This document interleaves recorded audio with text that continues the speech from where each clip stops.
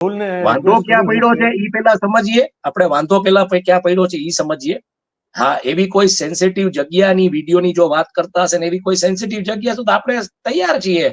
એ કઈ આપણે કઈ એવું કઈ કરવું નથી. સેન્સિટિવ હોય તો આપણે રિપોર્ટ નહીં કરીએ. કોઈ સવાલ એટલે સેન્સિટિવ જગ્યા મામલો જ નથી ને આમાં. હિમાંશુ, વાત જુદી છે ને. વાત એમાં શું છે, એમાં શું છે મયુર, એમાં શું છે મયુર, એમાં એક મિનિટ. એમાં મેટર શું છે, કોસ્ટલ એરિયા હોવાને કારણે અમુક ઝોન છે એ સેન્સિટિવિટીમાં ડિફાઇન કરેલા છે સરકારે. ત્યાં જવા માટે પરમિશન જોઈએ છે. એસપી ની જામનગર, આઈ મીન જામખંભાળિયાની. પણ સ્થાનિકો ત્યાં જો હોય તો એ સેન્સિટિવ મુદ્દો નથી થતો, સ્થાનિકો જતા હોય તો. એટલે આપણે આ બધા પહેલું સમજવાનો પ્રયત્ન કરીએ. જે રીતના ધમકી આપવામાં આવી છે કે એફઆઈઆર કરશું, તો એ ધમકી આપવાની સત્તા નથી.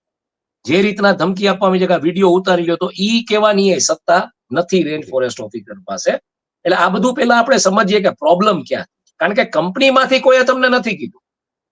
ટાટા કેમિકલ્સ કંપનીમાંથી કોઈએ તમને અપ્રોચ નથી કર્યો. આ તમે સમજવાનો પ્રયત્ન કરજો. પણ જો અહીંથી અપ્રોચ થઈ રહ્યો છે તો એ સમજવાનો આપણે પ્રયત્ન કરીએ કે શું ટાટા કેમિકલ્સ આમને સંપર્ક કરી અને ફોરેસ્ટનો હવાલો દઈને આ વિગત કરાવડાવે છે કે આ બંધ કરાવડાવો રિપોર્ટિંગ.